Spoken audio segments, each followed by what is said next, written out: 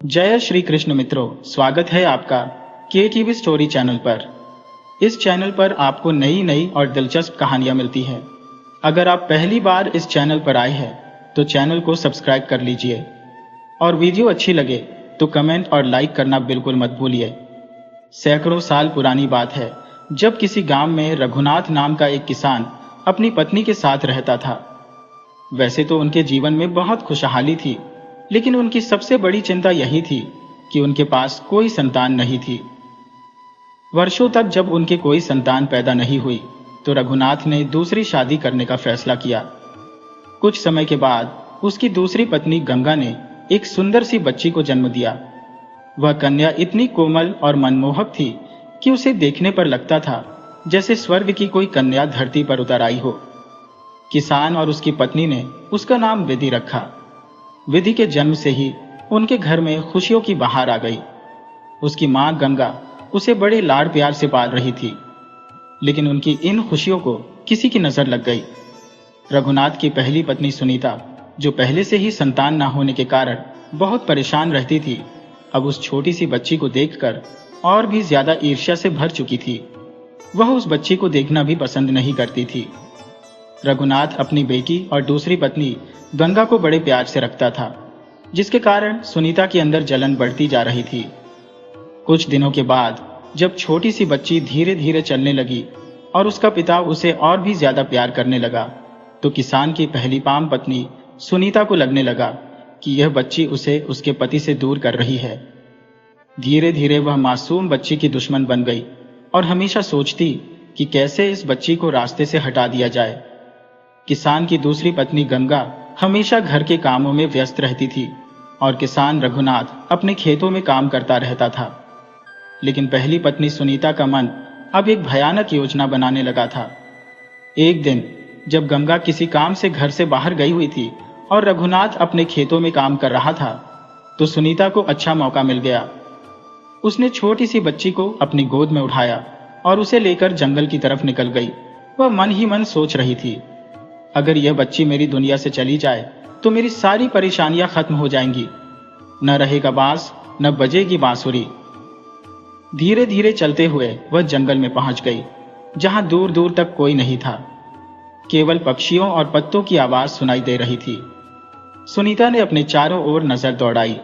जब उसे यकीन हो गया कि उसे कोई नहीं देख रहा, तो उसने बच्ची को अपनी गोद से उठाकर झाड़ियों के बीच पटक दिया। छोटी सी बच्ची जमीन पर गिरते ही जोर जोर से रोने लगी, लेकिन सुनीता के मन में बिल्कुल भी दया नहीं आई। उसने एक बार भी पीछे मुड़कर नहीं देखा और जल्दी जल्दी अपने गांव वापस लौट गई, जैसे कुछ हुआ ही नहीं हो। वह मासूम बच्ची झाड़ियों में पड़ी हुई रोती रही, बिलखती रही, जोर जोर से रोती रही।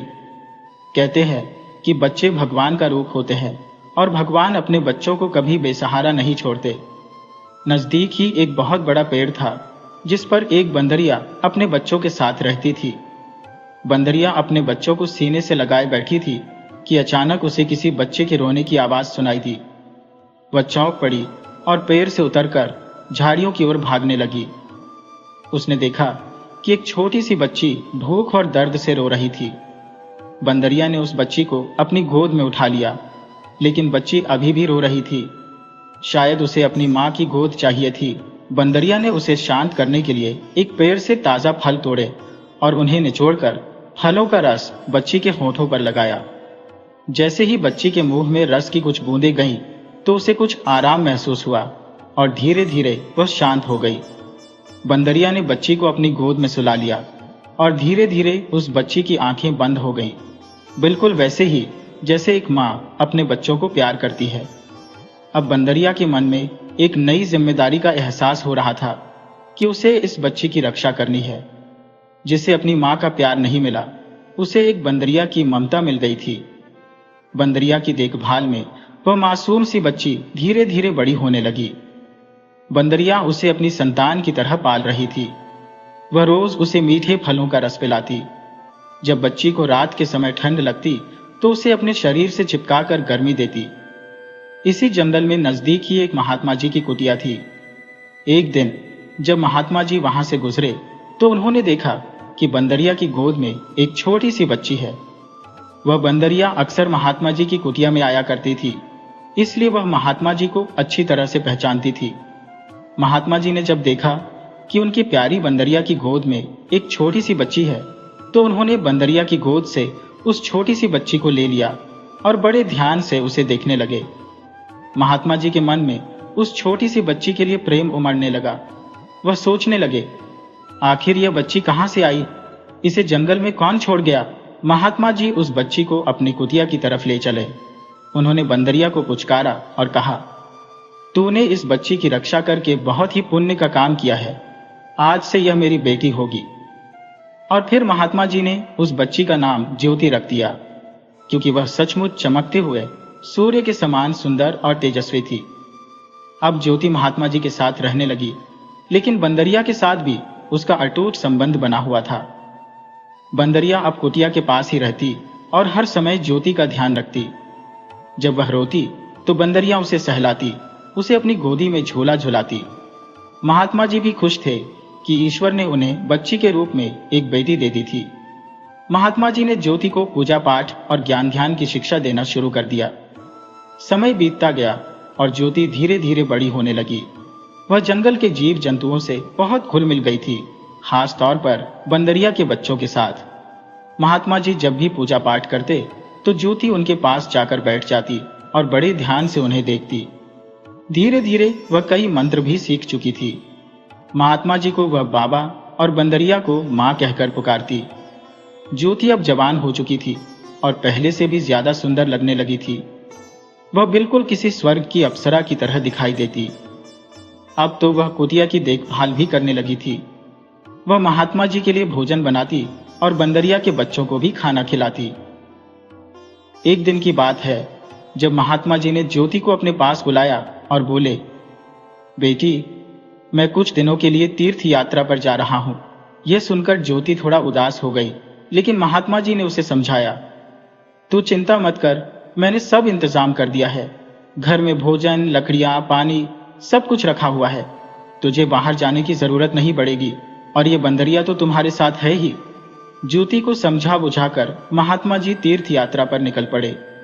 घर के अंदर सिर्फ ज्योति, बंदरिया और उसके बच्चे ही थे। महात्मा जी के जाने के बाद ज्योति भी पूजा पाठ करती और उसके बाद ही वह भोजन ग्रहण करती। एक दिन जब ज्योति पूजा पाठ कर रही थी तो पीछे से बंदरिया के एक बच्चे ने सारा भोजन खराब कर दिया। जब पूजा समाप्त हुई तो ज्योति ने वापस आकर देखा कि रसोई का सारा सामान बिखरा पड़ा था। यह देखकर उसे बहुत दुख हुआ। उसने छोटे से बंदर को डांट लगाई तो गुस्से में आकर उस बंदर ने चूल्हे पर पानी गिरा दिया। ज्योति को अब बड़ी मुश्किल का सामना करना पड़ रहा था, क्योंकि चूल्हा अब ठंडा हो चुका था। अब उसके पास आग भी नहीं थी। यह देखकर ज्योति बहुत परेशान हो गई और सोचने लगी, बाबा ने कहा था कि बाहर मत जाना, लेकिन अब तो मेरे पास कोई उपाय नहीं बचा। जब ज्योति ने देखा कि बंदरिया और उसके बच्चों ने कुछ नहीं खाया है तो उसे बहुत दुख हुआ। बंदरिया का वह शरारती बच्चा भी अब दुखी हो रहा था कि उसके कारण चूल्हे की आग बुझ गई और सबको कितना नुकसान झेलना पड़ा। ज्योति को भी तेज भूख लगने लगी थी। उसे समझ में नहीं आ रहा था कि क्या किया जाए, आग कैसे जलाया जाए।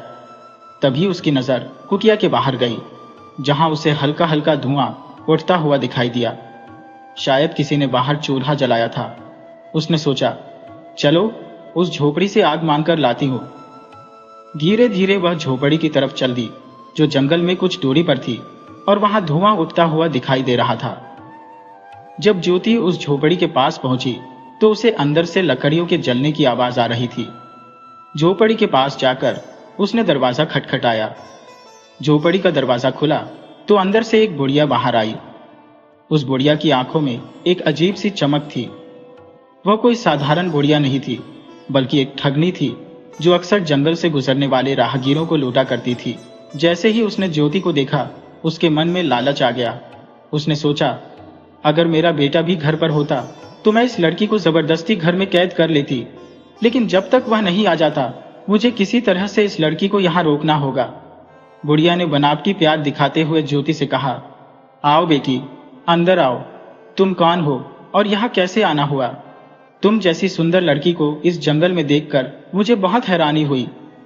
ज्योति बोली, अम्मा, मैं अपने बाबा की लाडली बेटी हूँ। वह बहुत नेक इंसान है और अभी तीर्थ यात्रा पर गए हैं। मैं घर पर अकेली थी और गलती से चूल्हे की आग बुझ गई। तुम मुझे थोड़ी सी आग दे दो ताकि मैं अपना खाना बना सकूं। उस ठगनी बुढ़िया ने मन में विचार किया, अगर मैं इस लड़की को थोड़ी देर यहाँ रोक लूं तो मेरा बेटा आ जाएगा, तब हम दोनों इसे आसानी से बंधक बना लेंगे। उसने कहा, बेटी, आग तो मैं तुम्हें दे दूंगी, लेकिन बदले में तुझे मेरा एक काम करना होगा। वो कैसा काम अम्मा?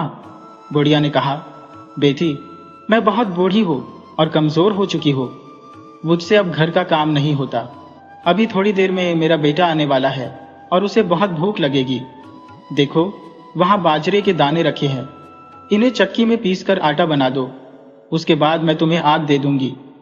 ज्योति ने बिना देरी किए बाजरे को पीसना शुरू कर दिया। जब आटा बनकर तैयार हो गया तो वह बुढ़िया के पास आकर कहने लगी, अम्मा, मैंने आटा पीस दिया है, अब तो मुझे जल्दी से आग दे दो, मुझे घर लौटना है। बुढ़िया ने फिर से एक बहाना बना दिया, बेटी, तू तो बहुत मेहनती और अच्छी लड़की है, लेकिन देख मेरा घर कितना गंदा पड़ा है, मुझसे साफ सफाई नहीं हो पाती। तू मेरा एक काम कर दे, बस झाड़ू लगा दे। ज्योति को यह काम भी बहुत बड़ा नहीं लगा। उसने झाड़ू उठाया और घर की सफाई कर दी। बुढ़िया बार बार घर के दरवाजे की तरफ देख रही थी, क्योंकि उसे अपने बेटे के लौटने का इंतजार था। लेकिन उसे चिंता भी हो रही थी कि अगर उसका बेटा देरी से आया तो यह लड़की कहीं चली न जाए और उनके हाथ से निकल न जाए। ज्योति बुढ़िया के पास आई और बोली, अम्मा, अब तो मैंने आपका सारा काम कर दिया, अब तो मुझे आग दे दो। बुढ़िया ने एक बार फिर से चाल चली और बोली, प्यारी बेटी, तू कितनी अच्छी और भोली है। तू देख तो जरा, मेरा कुआं सूख गया है। अगर तू मेरे लिए कुएं से थोड़ा सा पानी ला दे तो मैं तेरी बहुत आभारी रहूंगी। मैं तुझे आग भी दे दूंगी। अब तो ज्योति को थोड़ा संदेह हुआ, लेकिन उसने कुछ नहीं कहा। वह जल्दी से घड़ा उठाकर कुएं से पानी लेकर आ गई। अब ज्योति ने साफ साफ बुढ़िया से कहा, अम्मा, आप चाहे मुझे आग दो या न दो, मैं तो अपने घर जा रही हूँ। बुढ़िया यह जानती थी कि अगर अब उसने ज्योति को रोकने की कोशिश की तो वह भाग सकती है। उसने ज्योति से कहा, अच्छा बेटी, मैं तुझे आग दे देती हूँ। तूने मेरा इतना काम किया है तो उसके बदले में तू यह बाजरे की पोटली ले जा, इसका आटा बना लेना और साथ ही यह 2 लड्डू भी रख ले। घर पहुंचकर इन्हें खा लेना। ज्योति ने खुशी से बाजरे की पोटली और लड्डू रख लिए और आग लेकर अपने घर की तरफ चली गई। असल बात तो यह थी कि बुढ़िया ने जो बाजरे की पोटली ज्योति को दी थी, उस पोटली में छेद था।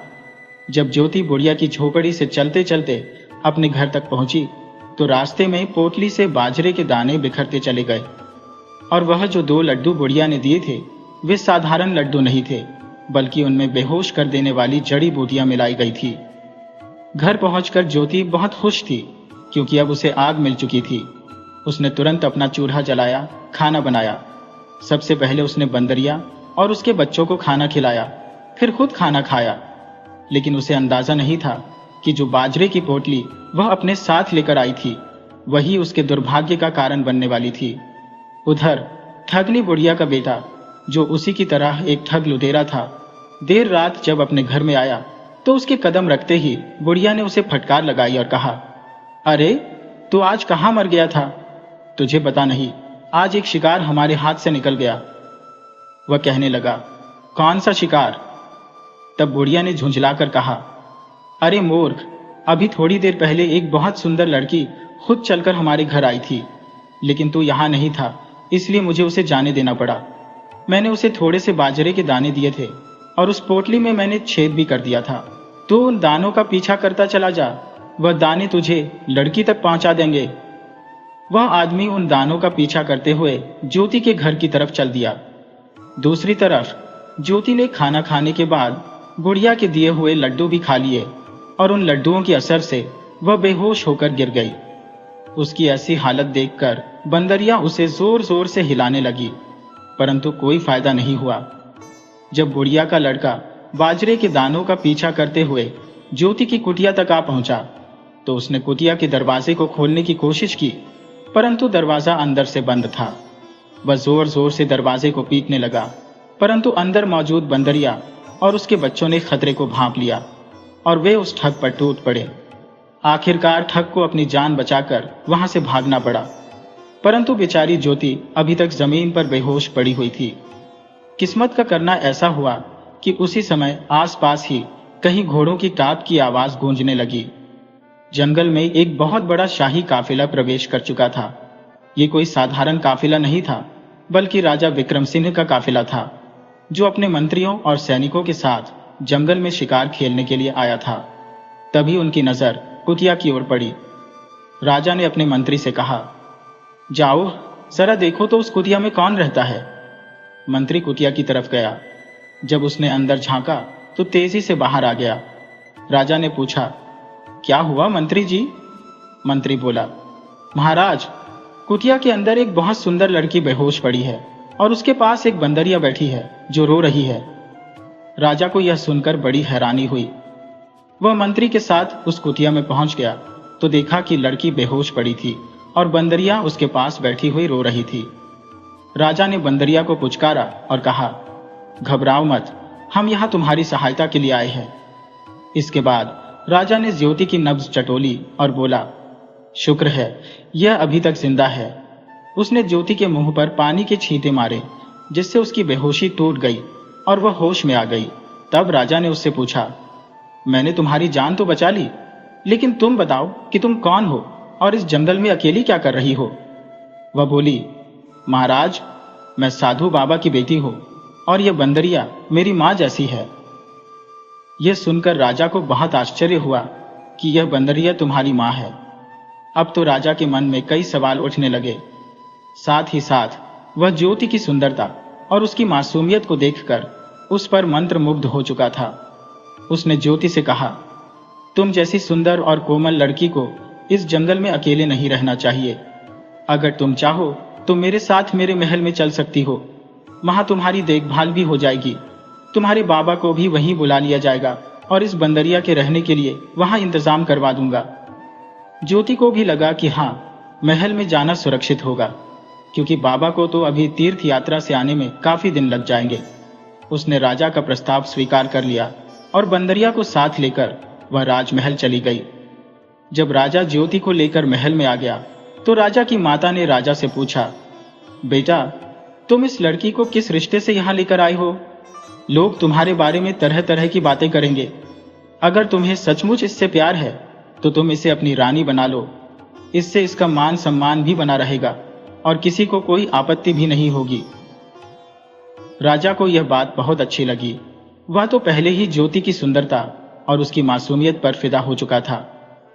कुछ ही दिनों के बाद उसने ज्योति से शादी कर ली। राजा की एक रानी पहले से भी थी। अब क्योंकि उसने ज्योति से शादी करके उसे अपनी दूसरी रानी बना लिया था, तो राजा ने उसके आराम के लिए एक दासी उसकी सेवा में लगा दी, जो एक बूढ़ी औरत थी। वह ज्योति से बहुत प्रेम करती थी और उसे अपनी बेटी की तरह मानती थी। एक दिन वह दासी ज्योति के पास आई और कहने लगी, बेटी, मुझे तुमसे एक बात कहनी है।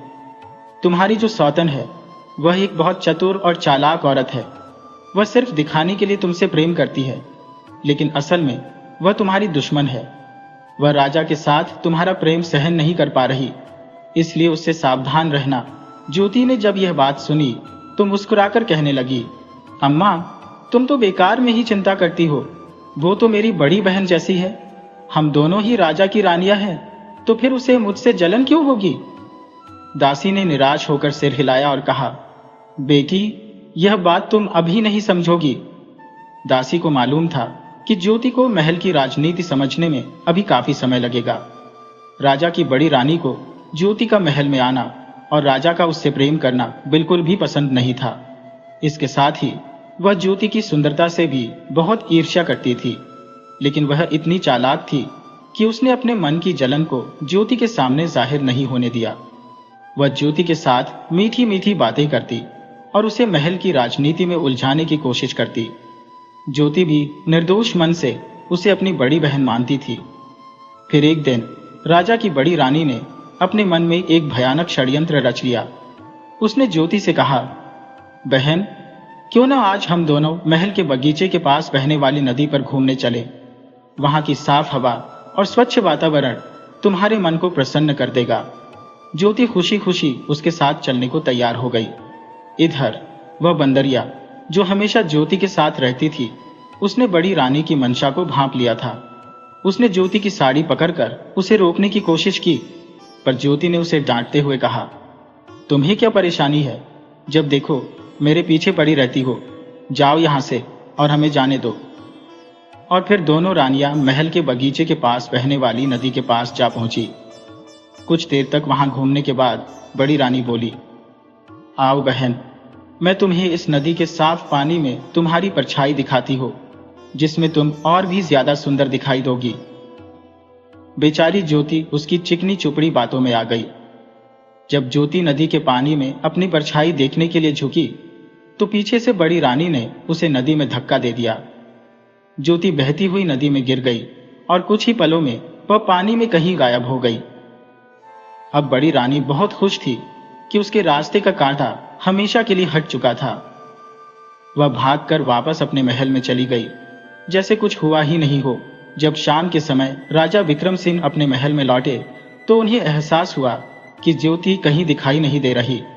उन्होंने तुरंत महल के सेवकों से पूछा कि उनकी प्यारी रानी ज्योति कहाँ है, लेकिन उन्हें कोई उत्तर नहीं मिला। तब राजा सीधा अपनी बड़ी रानी के पास गया और पूछा, क्या तुमने मेरी ज्योति को देखा है? तुम्हें उसके बारे में कुछ मालूम है?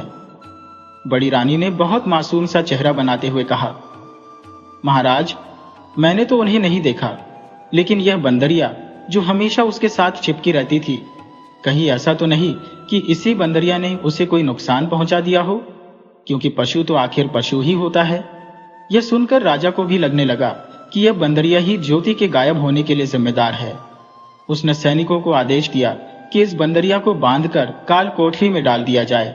सैनिकों ने तुरंत राजा के आदेश का पालन किया, लेकिन अब राजा का मन बेचैन रहने लगा था। उसका दिल कह रहा था कि ज्योति पर कोई मुसीबत आ गई है। अब तो राजा का मन बहुत दुखी रहने लगा। उसने पूरे नगर में ज्योति को ढूंढने के लिए सैनिक भेजे, लेकिन कहीं भी ज्योति का पता नहीं लगा। अब तो राजा की हालत और भी ज्यादा खराब हो गई। उसने खाना पीना छोड़ दिया। उसके दिल में सिर्फ एक ही सवाल उठ रहा था कि मेरी ज्योति कहाँ चली गई। राजा हर रोज महल से निकलकर बगीचे में जाता और वहीं बैठकर अपनी ज्योति को याद करता। दूसरी तरफ जब महात्मा जी अपनी तीर्थ यात्रा पूरी करके अपनी कुटिया में पहुंचे, तो उन्हें वहां अपनी बेटी नहीं दिखाई दी। कई दिनों तक वह ज्योति की तलाश में इधर उधर भटकते रहे। आखिरकार उन्हें पता लगा कि उनकी बेटी राजा विक्रम सिंह के साथ ब्याह दी गई है। तब महात्मा जी राजा विक्रम सिंह के महल में पहुंचे। राजा ने उन्हें पूरे सम्मान के साथ बिठाया और पूछा, महात्मा जी, आप कौन हैं और यहाँ कैसे आए? बाबा ने दुखी मन से कहा, मैं अपनी बेटी ज्योति को ढूंढ रहा हूँ। वह मेरी संतान की तरह थी। मैंने उसे जंगल में एक बंदरिया की देखरेख में छोड़ा था। मुझे मालूम हुआ है कि उसका विवाह आपके साथ हुआ है। ये सुनकर राजा चौंक गया और बोला, महात्मा जी, ये सच है कि आपकी बेटी ज्योति का विवाह मेरे साथ हुआ है। अब वह मेरी अर्धांगिनी बन चुकी है, लेकिन मेरा दुर्भाग्य ऐसा है कि हम दोनों एक दूसरे से बिछड़ चुके हैं। मैं उसे भुला नहीं पा रहा हूं। महात्मा जी ने राजा की बात बड़े ध्यान से सुनी और कहा, राजन, मेरी बेटी इतनी सरल नहीं कि कोई उसे इतनी आसानी से मार दे। वह जप तप और ध्यान योग करने वाली लड़की है। मुझे पूरा विश्वास है कि वह इस दुनिया में जीवित है। अगर हम लोग उसे ढूंढेंगे तो अवश्य ही वह मिल जाएगी। पहले आप ये बताइए कि वह बंदरिया कहाँ है जो हमेशा मेरी बेटी के साथ रहती थी। तब राजा ने सैनिक को आदेश दिया कि तुरंत उस बंदरिया को काल कोठरी से निकालकर यहाँ लाया जाए। राजा के आदेश पर सैनिक उस बंदरिया को लेकर महल में आ गए। महात्मा जी ने बंदरिया के सिर पर प्यार से हाथ फेरा और उन्होंने राजा से कहा, राजन, ये बंदरिया हमें ज्योति तक पहुंचाने में बहुत सहायता कर सकती है। इसके बाद बंदरिया महात्मा जी को खींचकर महल के बाहर की तरफ ले जाने लगी। महात्मा जी बोले, राजन, ये बंदरिया अवश्य कुछ जानती है और ये हमें कुछ बताने का इशारा कर रही है। इसके पीछे पीछे चलना चाहिए। और फिर बंदरिया आगे आगे चलने लगी। महात्मा जी और राजा दोनों उसका पीछा करने लगे। आखिरकार बंदरिया उन्हें बगीचे के पास बहने वाली नदी के पास ले आई और नदी की तरफ इशारा करने लगी। महात्मा जी बोले, राजन, अवश्य ही ज्योति का इस नदी के साथ कोई संबंध है। अंदेशा है कि ज्योति इस नदी में बह गई होगी, लेकिन मुझे विश्वास है कि वह अभी मरी नहीं। इसलिए मेरी आपसे प्रार्थना है कि आप अपने कुछ सैनिकों के साथ इस नदी के किनारे किनारे जितने भी गांव पड़ते हैं वहां ज्योति की तलाश करवाइए। अवश्य ही मेरी बेटी हमें मिल जाएगी। राजा ने तुरंत महात्मा जी के आदेश का पालन किया और अपने सैनिकों को बुलाकर आदेश दिया कि इस नदी के किनारे किनारे जितने भी गांव हैं उनमें जाकर ज्योति की तलाश की जाए। राजा, महात्मा जी और बंदरिया वे तीनों भी नदी के किनारे किनारे चलते हुए ज्योति को ढूंढने लगे। कई दिनों तक वे भटकते रहे। एक रात की बात है, जब महात्मा जी और राजा नदी के किनारे खीमा गाड़कर आराम कर रहे थे तो बंदरिया उनके पास आई और उन्हें अपने साथ चलने का इशारा करने लगी। वे दोनों तुरंत उसके पीछे पीछे चल दिए। तब राजा ने देखा कि सामने से एक लड़की नदी से पानी भरकर एक तरफ चली जा रही थी। राजा ने जब उसे गौर से देखा तो वह लड़की कोई और नहीं बल्कि ज्योति ही थी। राजा ने उसे आवाज लगाई और उसके पीछे दौड़ा, परंतु उस लड़की ने मुड़कर नहीं देखा और तेजी से अपने घर के अंदर दाखिल हो गई। राजा दौड़ते हुए उस घर के दरवाजे तक पहुंचा और उसने दरवाजा खटखटाया। अंदर से एक औरत बाहर निकली और उसने पूछा, कहिए, आप कौन हैं और क्या चाहते हैं?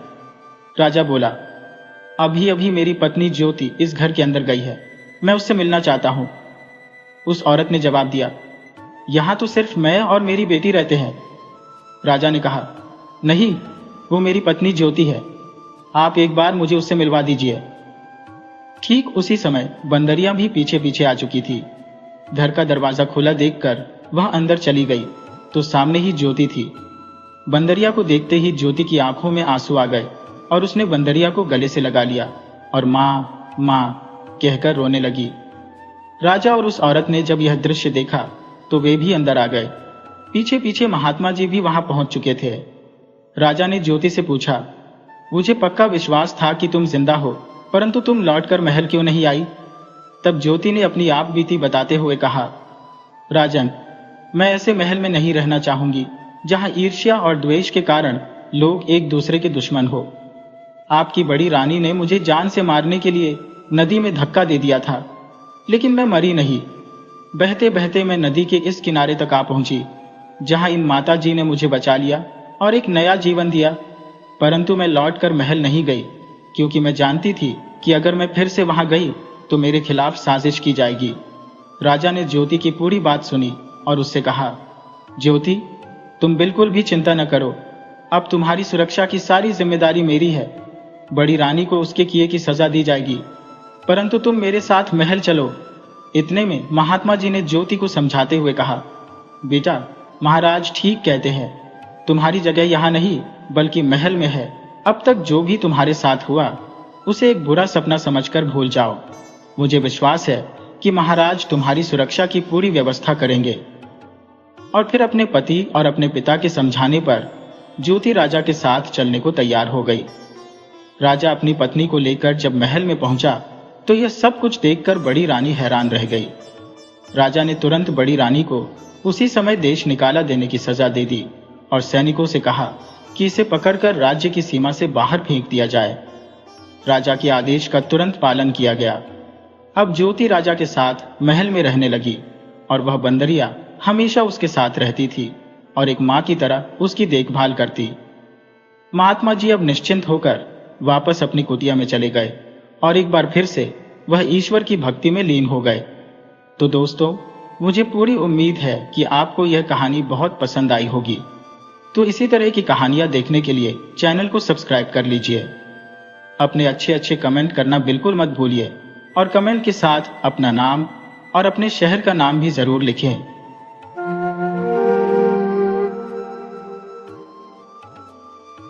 चतुर चाची की कहानी। अगर आपको हमारी यह कहानी पसंद आए तो कृपया वीडियो को लाइक करके चैनल को सब्सक्राइब करें और बेल आइकन को जरूर दबाएं। तो चलिए दोस्तों, कहानी की तरफ बढ़ते हैं। सीतापुर गांव की मिट्टी में एक खास खुशबू थी। यहाँ के लोग सीधे साधे थे, लेकिन आपस में खींचतान और झगड़े भी होते रहते थे। इसी गांव में 25 साल पहले जमुना देवी शादी करके आई थी। ससुराल आते ही उन्होंने महसूस किया कि ये घर सामान्य नहीं बल्कि समस्याओं का भंडार है। पति रामलाल साधारण किसान थे, लेकिन नशे की लत ने उन्हें कमजोर बना दिया था। जेठानी और देवरानी में रोजाना झगड़े होते थे। खेतों के बंटवारे की बातें हवा में तैरती रहती थी। जमुना देवी ने आते ही सब कुछ परखा। उन्होंने देखा कि घर में पैसों की तंगी से ज्यादा समझदारी की कमी है। धीरे धीरे उन्होंने चुपचाप सबकी आदतें समझी और अपने व्यवहार से सबका दिल जीतना शुरू किया। किसी से ऊंची आवाज में नहीं बोलती, लेकिन उनके शब्दों में ऐसी मिठास और तर्क होता था कि सामने वाला निरुत्तर हो जाता था। यही वजह थी कि जल्द ही लोग उन्हें चतुर चाची कहने लगे। एक दिन खेत में पानी के बंटवारे को लेकर बड़ा झगड़ा हुआ। रामलाल के भाई ने ज्यादा पानी ले लिया, जिससे चतुर चाची के हिस्से की फसल सूखने लगी। परिवार में तनाव बढ़ गया। सबने कहा पंचायत चलो, लेकिन चतुर चाची ने कहा पंचायत नहीं, समझदारी से बात करेंगे। वह खुद जेठ के घर गई, बिना गुस्से के, और प्यार से बोली, भैया पानी तो सभी का है, अगर आप थोड़ा सहयोग करेंगे तो दोनों परिवार की फसल अच्छी होगी। उनकी बातों में तर्क और सम्मान था। जेठ को अपनी गलती महसूस हुई। इस घटना ने पूरे गांव में चतुर चाची की बुद्धि की चर्चा छेड़ दी। लोग कहने लगे, अरे ऐसी स्त्री जिसके पास चाणक्य की नीति हो, वह घर क्या पूरा गांव चला सकती है। समय बीता, लेकिन समस्याएं थमी नहीं। रामलाल ने एक महाजन से कर्ज लिया था, जिस पर भारी ब्याज लग गया। महाजन रोज घर आकर अपमानित करता। एक दिन रामलाल ने कह दिया, जमीन बेचकर कर्ज चुका देते हैं, लेकिन चतुर चाची ने विरोध किया। उन्होंने कहा, जमीन बेचना हल नहीं, हमें अपनी आमदनी बढ़ानी होगी। उन्होंने घर में गाय पालने की सलाह दी। दूध बेचकर पैसे आने लगे। धीरे धीरे वे कर्ज चुकाने लगे। इस घटना से गांव की महिलाओं ने भी प्रेरणा ली। उन्होंने भी छोटे मोटे काम शुरू किए। चतुर चाची ने सिखाया, आत्मनिर्भरता ही असली शक्ति है। बड़ा बेटा सुरेश पढ़ाई कर शहर चला गया। छोटा बेटा रामू घर पर ही रहा, लेकिन आलसी था। बहू सुमन शहर से आई तो चतुर चाची को चुनौती देने लगी। सुमन ने कहा, हमारा हिस्सा हमें दे दीजिए। घर में बंटवारे की बात उठी। परिवार में दरार पड़ने लगी। चतुर चाची ने समझाया, बंटवारा करोगे तो शक्ति बन जाएगी, एक साथ रहोगे तो घर मंदिर बनेगा। उन्होंने रामू को काम पर लगाया, सुमन को समझाया। धीरे धीरे सब सामान्य हुआ। चतुर चाची का नाम गांव भर में फैल चुका था। सरपंच चुनाव आया। कुछ लोगों ने चाची के परिवार को बदनाम करने की साजिश रची। कहा गया कि चाची ने महाजन का कर्ज अब तक नहीं चुकाया, घर वालों में झगड़ा है। चतुर चाची ने पंचायत में खड़े होकर कहा, मेरे घर की दीवारें कमजोर हो सकती हैं, लेकिन हमारा रिश्ता मजबूत है। हम कर्ज में थे, लेकिन हमने मेहनत से चुकाया। झगड़े हुए, लेकिन हमने प्यार से सुलझाए। जो परिवार अपनी गलतियों से सीखता है, वही आगे बढ़ता है। उनकी बातों ने सबका दिल जीत लिया। लोग कहने लगे, ये महिला चतुर नहीं, चाणक्य की बेटी है। धीरे धीरे पूरे गांव में बदलाव की बयार चल पड़ी। चतुर चाची की यह शुरुआत थी। आगे उनका सफर और कठिनाइयों से भरा था, लेकिन हर समस्या के आगे उनकी चाणक्य नीति विजय पताका फहरा रही थी। गांव में लड़कियों की शिक्षा पर ध्यान नहीं दिया जाता था। लोग कहते, लड़की को पढ़ाकर क्या करना, आखिर ससुराल ही तो जाना है। चतुर चाची ने देखा कि यह सोच समाज को कमजोर बना रही है। उन्होंने अपनी बेटी राधा को स्कूल भेजना शुरू किया। जब राधा अच्छे अंक लाकर आई तो गांव वालों को लगा कि लड़कियां भी कुछ कर सकती हैं। धीरे धीरे चाची ने अन्य महिलाओं को भी प्रेरित किया कि वे अपनी बेटियों को पढ़ने भेजें। उन्होंने कहा, अगर घर में लक्ष्मी पढ़ी लिखी होगी तो घर अपने आप समृद्ध होगा। रामलाल पढ़े लिखे नहीं थे, लेकिन चतुर चाची ने धीरे धीरे उनके भीतर भी आत्मविश्वास भर दिया। उन्होंने कहा, शिक्षा किताबों में ही नहीं, अनुभवों में भी होती है। रामलाल ने खेती में नए तरीके अपनाए। सिंचाई के लिए नहर से पानी लाने की व्यवस्था की। इससे उनकी फसल अच्छी हुई और आमदनी बढ़ी। रामलाल गांव के दूसरे किसानों के लिए उदाहरण बन गए। चतुर चाची ने साबित कर दिया कि सही मार्गदर्शन मिले तो अनपढ़ भी विद्वान बन सकता है। गांव में धीरे धीरे तरक्की हो रही थी। लेकिन कुछ लोग चतुर चाची की बढ़ती प्रतिष्ठा से ईर्ष्या करने लगे। एक दिन गांव के महाजन के बेटे ने अफवाह फैला दी कि चतुर चाची ने पंचायत के पैसों में हेरा फेरी की है। यह सुनकर गांव के लोग हैरान रह गए। कुछ ने विश्वास कर लिया तो कुछ ने चतुर चाची पर शक जताया। चतुर चाची ने इस चुनौती को भी अपनी चतुराई से हल किया। उन्होंने पंचायत की बैठक बुलवाई और सारे हिसाब किताब गांव वालों के सामने रख दिए। उन्होंने कहा, विश्वास एक बार टूट जाए तो उसे जोड़ना कठिन होता है, इसलिए हर काम में पारदर्शिता जरूरी है। महाजन का बेटा रंगे हाथ पकड़ा गया। ये घटना चतुर चाची की साख को और मजबूत कर गई। गांव वालों ने कहा, चतुर चाची न सिर्फ चतुर है बल्कि न्याय की देवी भी है। समय बीतता गया। चतुर चाची की बेटी राधा अब कॉलेज में पढ़ने लगी थी। बेटा रामू भी समझदार हो गया था, लेकिन गांव के कुछ युवा नशे और जुए की लत में फंस गए थे। माता पिता चिंता में थे, लेकिन समाधान किसी के पास नहीं था। चतुर चाची ने इस समस्या की जड़ तक जाने की ठानी। उन्होंने युवाओं को इकट्ठा किया और कहा, तुम्हारी ऊर्जा गांव की ताकत बन सकती है, लेकिन यह नशा तुम्हें कमजोर बना रहा है। उन्होंने रामू और राधा को उदाहरण बनाकर दिखाया कि मेहनत और शिक्षा कैसे जीवन बदल सकती है। धीरे धीरे युवाओं ने नशा छोड़कर खेल और पढ़ाई में ध्यान लगाना शुरू कर दिया। गांव में नई जागरूकता फैलने लगी। गांव की महिलाएं अब भी दबाव में जीती थी। पति मारपीट करते, दहेज के लिए ताने दिए जाते। चतुर चाची ने महिलाओं को एकजुट किया। उन्होंने कहा, अगर हम खुद अपनी इज्जत नहीं करेंगे तो कोई और हमें सम्मान नहीं देगा। चतुर चाची ने महिलाओं को सिलाई खड़ाई का काम सिखाया, जिससे वे आर्थिक रूप से मजबूत होने लगी। अब वे पति के अत्याचार के सामने चुप रहने के बजाय विरोध करने लगी। एक महिला ने अपने शराबी पति को पंचायत में खड़ा कर दिया। चतुर चाची ने कहा, स्त्री सहनशील होती है लेकिन वह कमजोर नहीं। ये बात पूरे गांव में गूंज उठी। अब महिलाएं अपनी आवाज उठाने लगी। चतुर चाची ने उन्हें सिखाया कि आत्मसम्मान से बड़ा कोई धन नहीं। एक बार गांव में भयंकर बाढ़ आई। घर खेत सब डूबने लगे। लोग जान बचाकर भागने लगे। चतुर चाची ने धैर्य बनाए रखा। उन्होंने गांव वालों को संगठित किया और ऊंचे स्थान पर सबको शरण दिलवाई। उन्होंने कहा, एकता में ताकत है। अगर हम मिलकर रहेंगे तो इस विपदा को भी पार कर लेंगे। चतुर चाची ने गांव की महिलाओं को भोजन बनाने में लगाया, पुरुषों को बचाव कार्य में। प्रशासन भी उनकी कार्यशैली देखकर प्रभावित हुआ। बाढ़ के बाद पुनर्निर्माण में भी चतुर चाची ने नेतृत्व किया।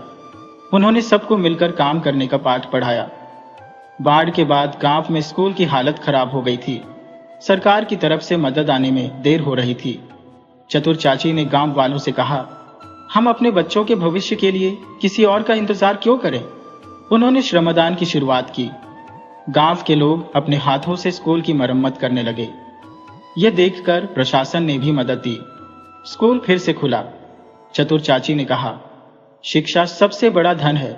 इसे पाने के लिए हमें खुद मेहनत करनी होगी। अब चतुर चाची की लोकप्रियता इतनी बढ़ गई थी कि गांव वालों ने उन्हें पंचायत चुनाव लड़ने के लिए कहा। चतुर चाची ने पहले मना किया, लेकिन जब उन्होंने देखा कि गांव के विकास के लिए यह जरूरी है तो उन्होंने चुनाव लड़ा। उनके सामने वही महाजन खड़ा था जिसने पहले अफवाह फैलाई थी।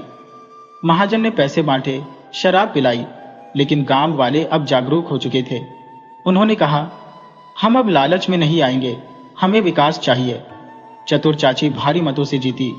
उन्होंने कहा, यह मेरी नहीं, पूरे गांव की जीत है। जब जनता जागरूक होती है तब सही नेता चुना जाता है।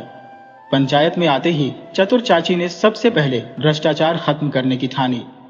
उन्होंने देखा कि सरकारी योजनाओं का पैसा बिचौलियों की जेब में जा रहा है। उन्होंने इसका विरोध किया। कुछ प्रभावशाली लोगों ने उन्हें धमकी दी, लेकिन चतुर चाची डरी नहीं। उन्होंने कहा, सच की राह कठिन होती है, लेकिन उस पर चलने वाला कभी हारता नहीं। उनकी दृढ़ता ने अधिकारियों को भी झुका दिया। अब योजनाओं का लाभ सीधे गरीबों को मिलने लगा। चतुर चाची की मेहनत रंग लाई। गांव में सड़कें बनी, स्कूल और अस्पताल सुधरे, महिलाओं को रोजगार मिला। युवाओं ने नशा छोड़कर खेल कूद अपनाया। किसान आधुनिक तकनीक से खेती करने लगे। गांव के लोग कहने लगे, हमारा गांव अब पूरे जिले के लिए आदर्श बन गया है। ये सब चतुर चाची की नीति और समझदारी का कमाल है। चतुर चाची ने कहा, अगर हर गांव में लोग मिलकर काम करें, एक दूसरे का सम्मान करें, तो पूरा देश आगे बढ़ सकता है। चतुर चाची की कहानी सिर्फ एक गांव की नहीं, बल्कि पूरे समाज को यह सिखाने वाली थी कि चाणक्य की नीतियां आज भी प्रासंगिक है। जब बुद्धि, साहस और एकता साथ हो तो कोई बाधा बड़ी नहीं होती। चतुर चाची ने देखा कि गांव की महिलाएं घर की चार दीवारी में कैद थी। उनके पास हुनर था, लेकिन आत्मविश्वास नहीं। चाची ने महिलाओं को इकट्ठा किया और कहा, एक अकेली औरत कमजोर हो सकती है, लेकिन अगर हम सब मिल जाए तो पहाड़ भी हिला सकते हैं। उन्होंने महिला स्वावलंबन समूह बनाया। गांव की औरतें मिलकर अचार, पापड़, सिलाई, बुनाई का काम करने लगी। धीरे धीरे उनके सामान की बिक्री होने लगी, घरों में पैसा आने लगा, महिलाएं आत्मनिर्भर बनी। अब गांव में कहावत चल पड़ी, जहां चतुर चाची वहां तरक्की। बहू सुमन शुरू में चतुर चाची से जलती थी, लेकिन समय के साथ उसने चाची की दूरदृष्टि को समझा। चाची ने सुमन को समझाया, तुम पढ़ी लिखी हो, तुम्हारी शिक्षा गांव की बेटियों के काम आ सकती है। सुमन ने गांव की लड़कियों को पढ़ाना शुरू किया। धीरे धीरे यह छोटी पाठशाला बड़े बदलाव की नींव बन गई। सुमन को पहचान मिली और वह चाची की सबसे बड़ी सहयोगी बन गई। चतुर चाची ने फिर साबित कर दिया कि प्रेम और समझदारी से दुश्मन को भी अपना बनाया जा सकता है। एक साल गांव में बाढ़ आई, खेत डूब गए, घर क्षतिग्रस्त हो गए, लोग निराश हो गए। चतुर चाची ने सबको हिम्मत दी।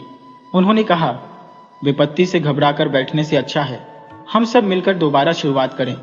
गांव वालों ने मिलकर मेहनत की, कच्चे घर पक्के बने, नहर की सफाई हुई, खेती में सुधार हुआ। चाची ने फिर सिखाया, मुसीबतें आती हैं, लेकिन हिम्मत और एकता से हर संकट जीता जा सकता है। गांव में चतुर चाची अब सिर्फ नाम नहीं, एक प्रेरणा बन चुकी थी। गांव में राम प्रसाद और शिवनाथ के बीच जमीन का पुराना विवाद चल रहा था। दोनों रोज पंचायत में जाकर झगड़ते, कोई समाधान नहीं निकलता। बात मारपीट तक पहुंच गई। गांव के बुजुर्गों ने चतुर चाची से कहा, चाची आप ही कुछ कीजिए।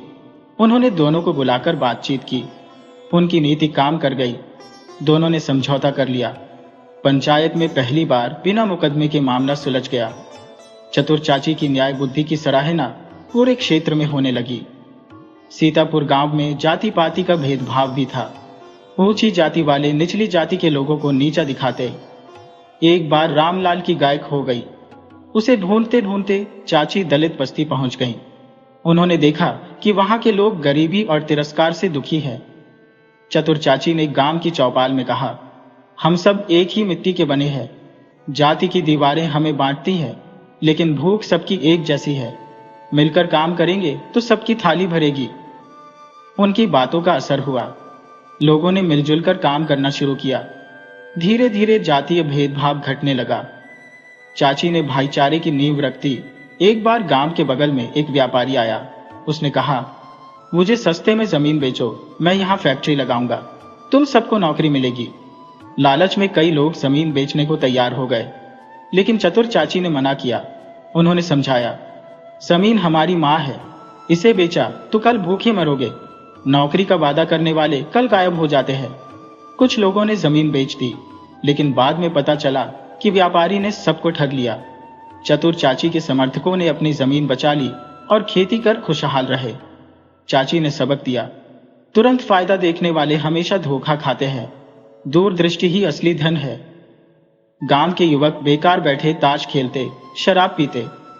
चतुर चाची ने महसूस किया कि गांव का भविष्य खतरे में है।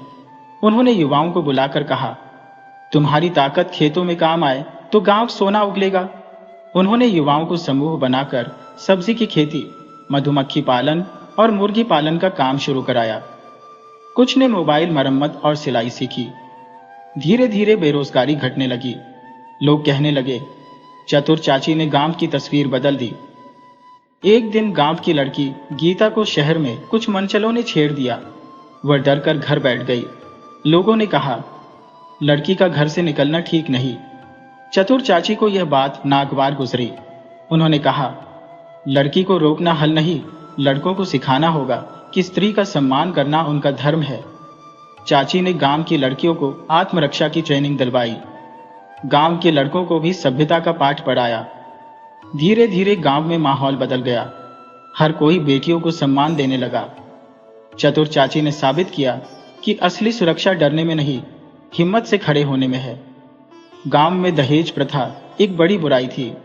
हर घर में बेटियों की शादी के समय माता पिता कर्ज में डूब जाते थे। चतुर चाची ने देखा कि दहेज के कारण कई गरीब परिवारों की हालत बदतर हो रही है। उन्होंने तय किया कि इस कुप्रथा के खिलाफ आवाज उठाएंगी। एक दिन पड़ोस की शीला की शादी टूटने की खबर आई।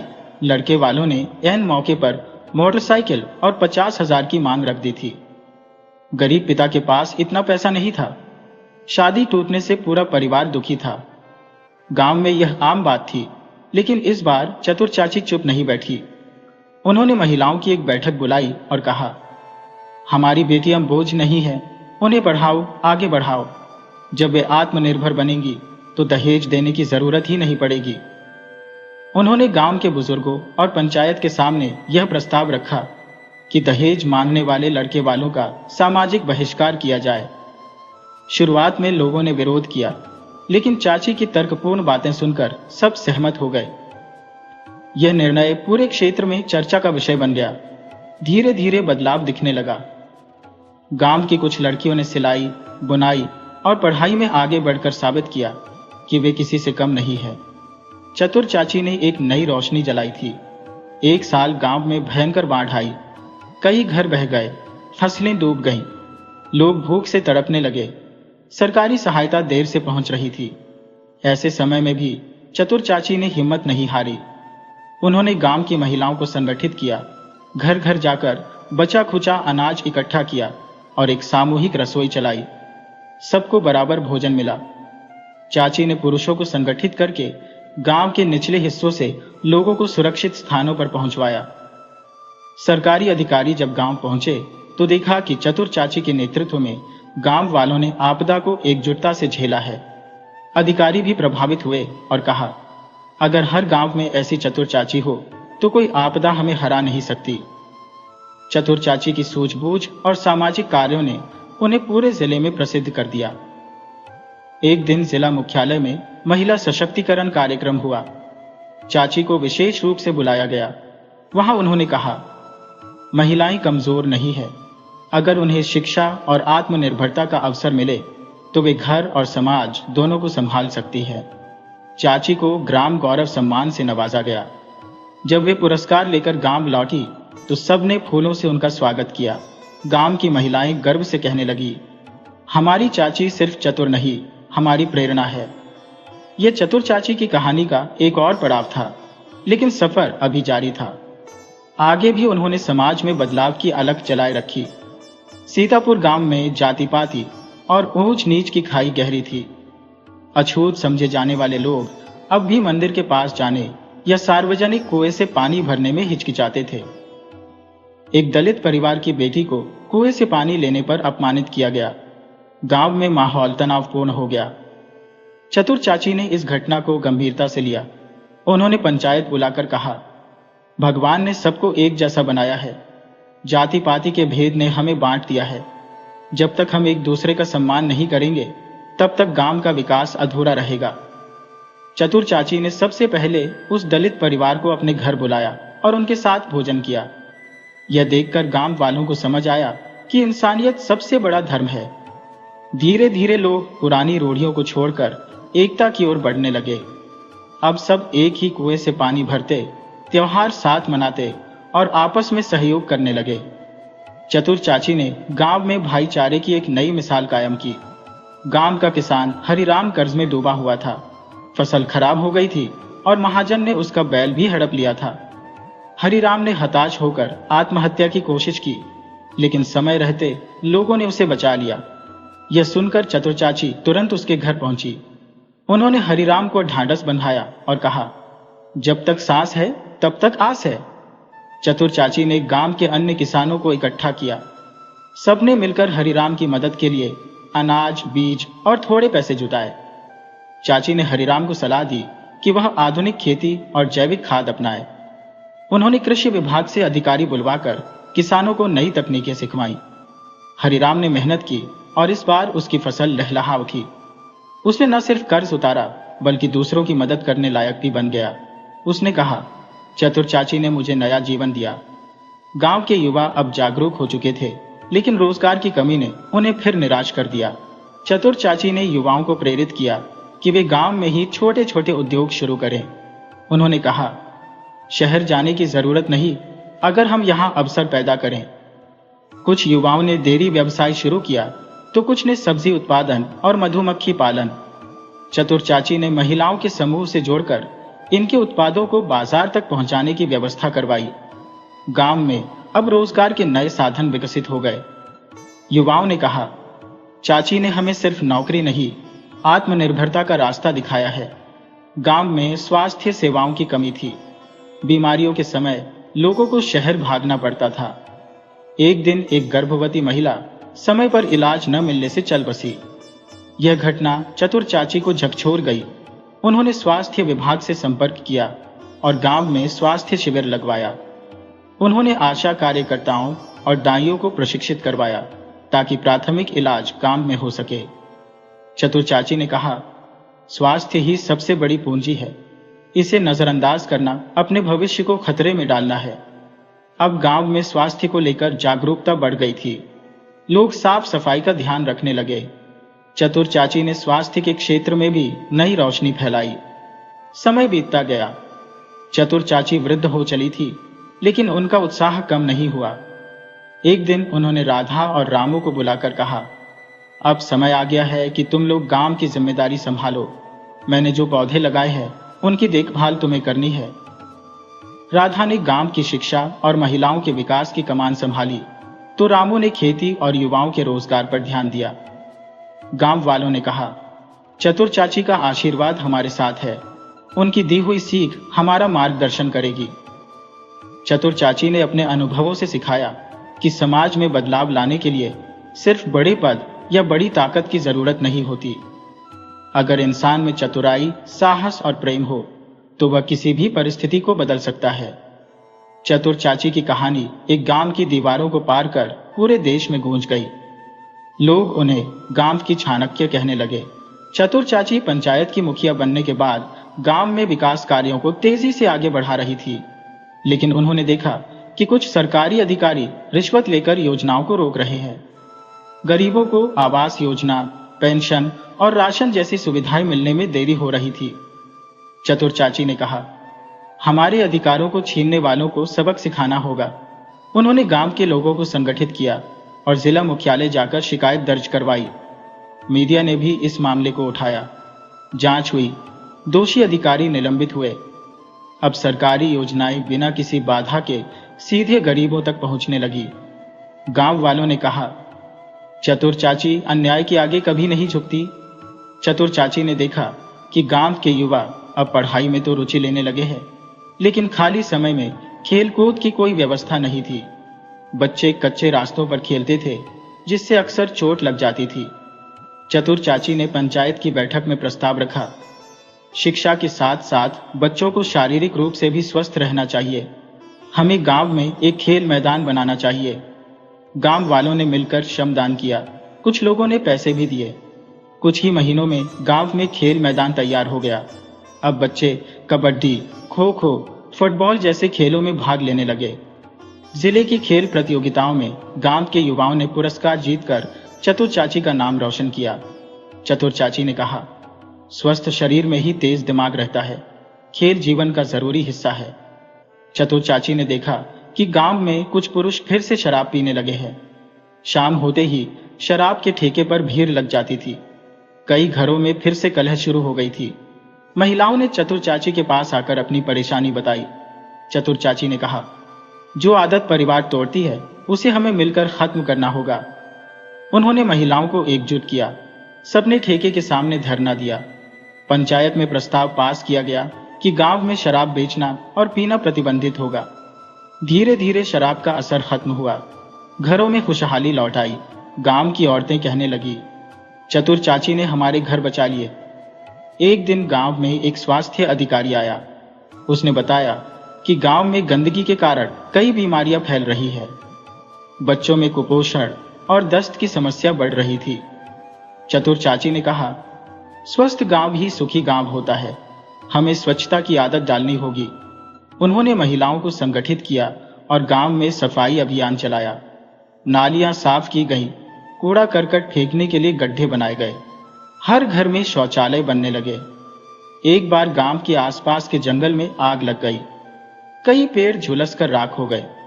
चतुर चाची ने कहा, पेड़ हमारे जीवन का आधार है, इन्हें बचाना जरूरी है। उन्होंने गांव वालों को संगठित किया और जंगल की आग बुझाने में मदद की। इसके बाद उन्होंने पंचायत में वृक्षारोपण अभियान चलाया, हर घर से एक पेड़ लगवाया गया, गांव में हरियाली बढ़ने लगी। चतुर चाची ने कहा, प्रकृति का संरक्षण हमारा कर्तव्य है। चतुर चाची की कहानी यही खत्म नहीं होती।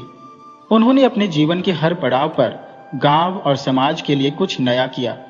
उनकी चतुराई, साहस और प्रेम ने न सिर्फ सीतापुर गांव को बदला, बल्कि पूरे क्षेत्र में एक मिसाल कायम की। लोग आज भी उन्हें याद करते हैं और कहते हैं, चतुर चाची जैसी महिलाएं समाज की असली धरोहर है। अंत में चतुर चाची की कहानी हमें यह सिखाती है कि अगर हमारे अंदर सही सोच, मेहनत और एकता हो तो हम किसी भी समस्या को हल कर सकते हैं। चतुर चाची की तरह हमें भी अपने आसपास के लोगों की मदद करनी चाहिए और समाज में बदलाव लाने के लिए प्रयासरत रहना चाहिए। धन्यवाद मित्रों, मिलते हैं अगली कहानी में। जय श्री कृष्ण।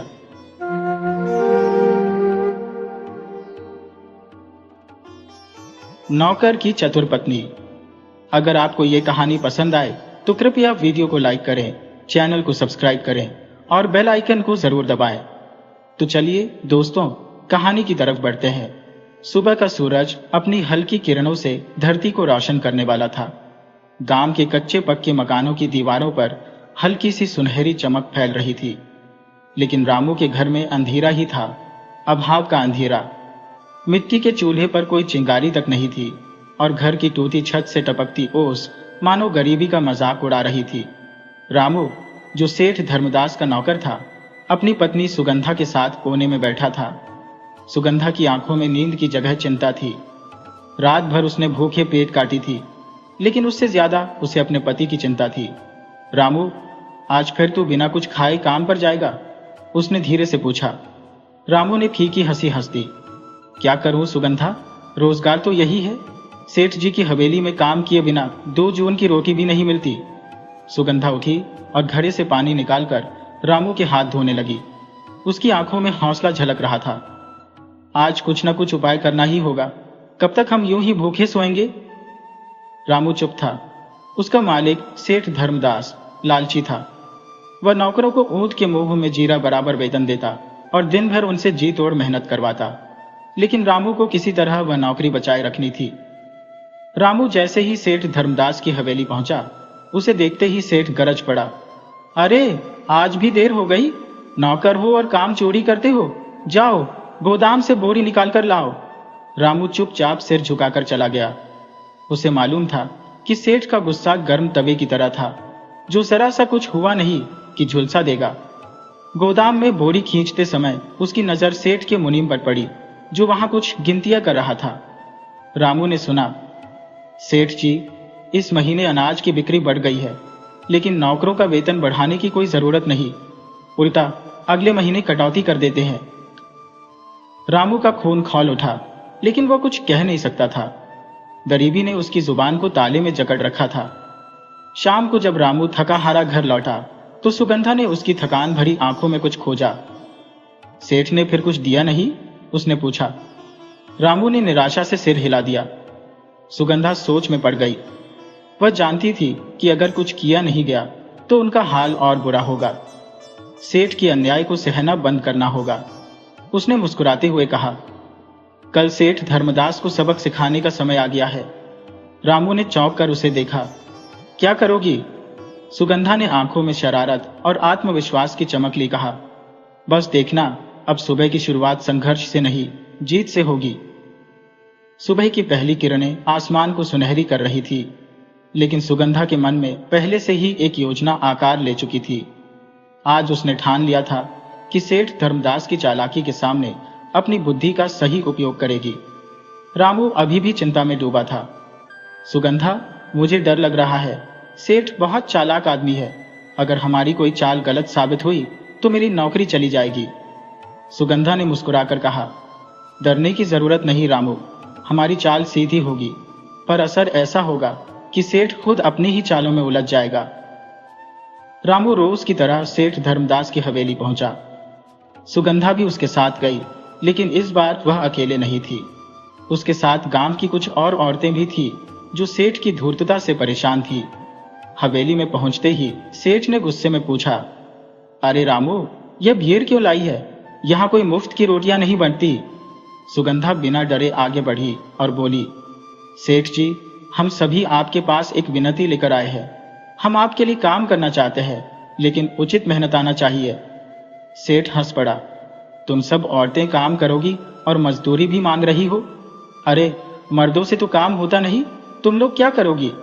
सुगंधा ने शांत स्वर में जवाब दिया, हम काम करेंगे और ऐसा करेंगे कि आपके बाकी नौकर भी पीछे रह जाएंगे, लेकिन एक शर्त होगी। सेठ को दिलचस्पी हुई, क्या शर्त? सुगंधा मुस्कुराकर बोली, अगर हम आपके बाकी नौकरों से अच्छा काम करें तो हमें वही मजदूरी मिलनी चाहिए जो उन्हें मिलती है। सेठ को लगा कि यह आसान शर्त है। उसे यकीन था कि यह औरतें ज्यादा देर काम नहीं कर पाएंगी। उसने हामी भर दी।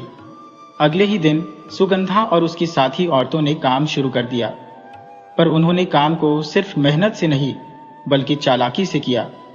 उन्होंने अनाज का हिसाब बेहतर तरीके से रखा, जिससे चोरी पकड़ी जाने लगी। उन्होंने गोदाम को इस तरह व्यवस्थित किया कि माल कम खराब हो। इतना ही नहीं, सुगंधा ने किचन में भी ऐसा प्रबंध किया कि कम ईंधन में ज्यादा खाना बन सके। सेठ को धीरे धीरे एहसास होने लगा कि सुगंधा और उसकी टोली से फायदा हो रहा है, लेकिन वह मजदूरी बढ़ाने के लिए तैयार नहीं था। सेठ को डर था कि अगर इन औरतों को ज्यादा मजदूरी दी तो बाकी नौकर भी मांग करने लगेंगे। इसलिए उसने एक नई चाल चली। उसने सुगंधा को बुलाया और कहा, देखो, तुम्हारा काम अच्छा है, लेकिन मैं एक नई परीक्षा लूंगा। अगर तुम यह साबित कर दो कि तुम बाकी सबसे होशियार हो तो मैं तुम्हें ज्यादा मजदूरी दूंगा। सुगंधा मुस्कुराई, कैसी परीक्षा? सेठ ने शातिर हंसी हंसते हुए बोला, मैं एक अनाज की बोरी तुम्हें दूंगा। अगर तुम इसे बिना हाथ लगाए गोदाम तक पहुंचा दो तो तुम्हें दोगुनी मजदूरी मिलेगी। गांव के लोग यह सुनकर दंग रह गए। यह कैसा असंभव काम था? बिना हाथ लगाए बोरी कैसे उठ सकती थी? पर सुगंधा के चेहरे पर मुस्कान थी। वह जानती थी कि इस बार भी जीत उसी की होगी। सेठ धर्मदास अपनी गद्दी पर बैठा था। उसके चेहरे पर व्यंग्य भरी मुस्कान थी। गांव वाले उत्सुकता से खड़े थे और रामू के चेहरे पर चिंता की लकीरें उभर आई थी। बिना हाथ लगाए अनाज की भारी बोरी को गोदाम तक पहुंचाना असंभव था। सेठ ने ताना मारते हुए कहा, क्या हुआ सुगंधा, हिम्मत हार गई क्या? अगर काम आसान होता तो दोगुनी मजदूरी देने की बात ही क्यों करता? सुगंधा ने उसकी बात सुनी और मुस्कुरा दी, सेठ जी, अगर मुझे मजदूरी कम करनी होती तो मैं भी आपकी तरह चालाकी से भरपूर होती, लेकिन मेहनत और बुद्धि के मेल से हर मुश्किल काम आसान बन सकता है। सुगंधा चारों ओर देखने लगी। फिर उसने गांव के कुछ लड़कों को बुलाया और उन्हें धीरे धीरे समझाने लगी। कुछ ही पलों में वे लड़के पास के खेत से एक मजबूत बांस लेकर आए। सुगंधा ने एक मजबूत रस्सी से बोरी को बांस के बीचों बीच बांध दिया और गांव के 2 मजबूत लड़कों से कहा, इसे ऐसे कंधे पर उठाओ कि बोरी को कोई हाथ न लगाए। गांव वालों की आंखें चमक उठी। लड़कों ने बांस को कंधे पर उठा लिया और बोरी बिना हाथ लगाए हवा में झूलती हुई गोदाम की ओर चल पड़ी। सेठ धर्मदास का चेहरा उतर गया। उसे उम्मीद नहीं थी कि सुगंधा इतनी जल्दी इस मुश्किल चुनौती का हल निकाल लेगी। गांव वाले हंसने लगे। सेठ जी, अब मजदूरी दोगुनी हो गई है ना? एक बुजुर्ग ने चुटकी ली। सेठ को झेप हुई। हाँ, अब तो देना ही पड़ेगा।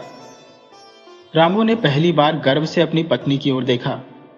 सुगंधा ने सिर्फ अपनी बुद्धि से ही नहीं बल्कि पूरे गांव को इस अन्याय के खिलाफ खड़ा करने की ताकत भी दिखा दी थी। लेकिन सेठ धर्मदास इतनी आसानी से हार मानने वाला नहीं था। वह मन ही मन एक और चाल की योजना बना रहा था। सेठ धर्मदास गहरी सोच में था। सुगंधा की चतुराई ने उसकी योजनाओं पर पानी फेर दिया था। उसने सुगंधा को बेइज्जत करने के लिए जो भी चाल चली वह उल्टी पड़ गई। लेकिन अब वह सुगंधा को नीचा दिखाने के लिए एक और योजना बना चुका था। उसने अपने मुनीम को बुलाया और धीरे से कहा, अब सुगंधा को उसकी चतुराई का ऐसा सबक सिखाएंगे कि वह खुद अपने पैर पीछे खींच लेगी। मुनीम ने जिज्ञासा से पूछा, कैसे सेठ जी? सेठ हंसा, सुगंधा को उसकी सादगी से ही हराए। देखना, इस बार उसकी चालाकी नहीं चलेगी। अगली सुबह जब सुगंधा और रामू हवेली पहुंचे तो सेठ धर्मदास ने बड़ी मीठी आवाज में कहा, सुगंधा, तुम बहुत होशियार हो।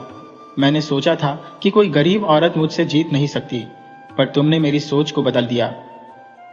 गांव वाले यह सुनकर चौंक गए। यह वही सेठ था जो कल तक सुगंधा को चतुराई दिखाने के लिए ताने मार रहा था। सुगंधा भी चौंक गई। उसने पूछा, सेठ जी, आप कहना क्या चाहते हैं? सेठ मुस्कुराया, मैं चाहता हूं कि तुम मेरी हवेली की मुखिया बनो। तुम बहुत बुद्धिमान हो, इसलिए अब से तुम ही मेरे पूरे घर का प्रबंधन संभालो। नौकरों की देखरेख करो, खर्चों का हिसाब रखो और मुझे फायदा पहुंचाओ। बदले में मैं तुम्हें शानदार वेतन दूंगा। रामू का चेहरा उतर गया। उसे लगा कि कहीं सुगंधा इस प्रलोभन में ना आ जाए, लेकिन सुगंधा समझ गई थी कि सेठ कोई चाल जरूर चल रहा है। उसने शांत स्वर में पूछा, सेठ जी, मैं ये नौकरी कर भी लूं तो इसमें नुकसान क्या है? सेठ तुरंत बोला, कोई नुकसान नहीं, बल्कि ये तुम्हारे लिए बहुत फायदेमंद होगा। तुम्हें बाकी नौकरों से ऊपर का दर्जा मिलेगा। तुम आराम से हवेली में रहोगी और तुम्हें भीख मांगने की जरूरत नहीं पड़ेगी। सुगंधा मुस्कुराई और बोली, सेठ जी, यह तो बहुत अच्छा प्रस्ताव है, लेकिन एक बात बताइए, क्या मुझे यह पद इसलिए दिया जा रहा है क्योंकि मैं चतुर हूं या इसलिए कि मैं आपसे ज्यादा चतुर हूं?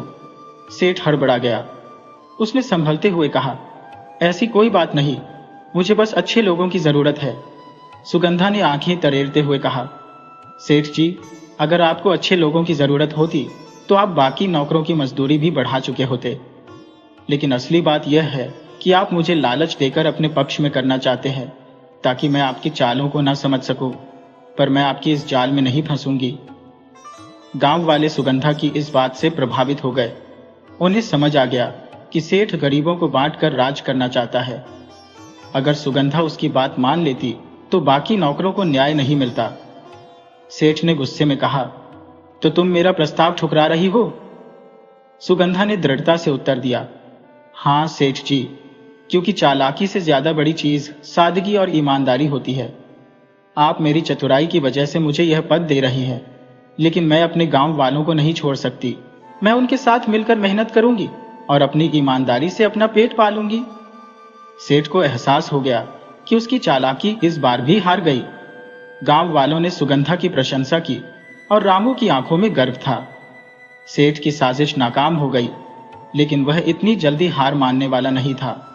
उसने मन में एक और योजना बनाई और कहा, ठीक है सुगंधा, अगर तुम इतनी ही ईमानदार हो तो अगली परीक्षा के लिए तैयार हो जाओ। मैं देखता हूं कि तुम्हारी सादगी कब तक तुम्हारा साथ देती है। सुगंधा की सादगी और ईमानदारी ने सेठ धर्मदास की सारी योजनाओं पर पानी फेर दिया था, लेकिन वह इतनी आसानी से हार मानने वालों में से नहीं था। उसने मन ही मन एक नई साजिश रच ली थी।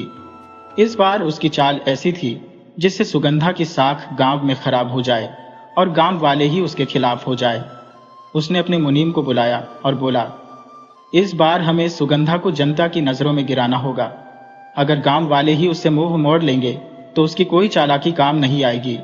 सेठ ने आंखें मिचमिचाते हुए कहा, हम सुगंधा को एक ऐसी समस्या में फंसाएंगे जहां वह खुद को निर्दोष साबित ही नहीं कर पाएगी। जब गांव वाले ही उस पर उंगली उठाने लगेंगे तो वह खुद ही गांव छोड़कर भाग जाएगी। अगले दिन हवेली के गोदाम से शोर उठा। सेठ जोर जोर से चिल्ला रहा था, बचाओ, कोई मेरी तिजोरी से सोने के सिक्के चुरा ले गया। गांव के लोग दौड़कर हवेली पहुंचे। वहां सेठ परेशान खड़ा था और इशारा करके कह रहा था, मेरी तिजोरी टूटी पड़ी है। कोई बहुत चालाक चोर था जो बिना कोई सुराग छोड़े सिक्के ले गया। गांव के लोगों के बीच फुसफुसाहट शुरू हो गई। यह किसका काम हो सकता है? तभी सेठ ने एक बड़ा दांव खेला। उसने अचानक सुगंधा की ओर इशारा किया और बोला, कल ही सुगंधा ने बड़ी बहादुरी दिखाई थी। अगर वह इतनी चतुर है तो क्या यह नहीं हो सकता कि उसी ने चोरी की हो? गांव वाले हैरान रह गए। कुछ लोगों ने संदेह से सुगंधा की ओर देखा। रामू गुस्से में बोला, ये क्या बकवास है सेठ जी, मेरी सुगंधा चोरी क्यों करेगी? सेठ ठहाका मारकर हंस पड़ा।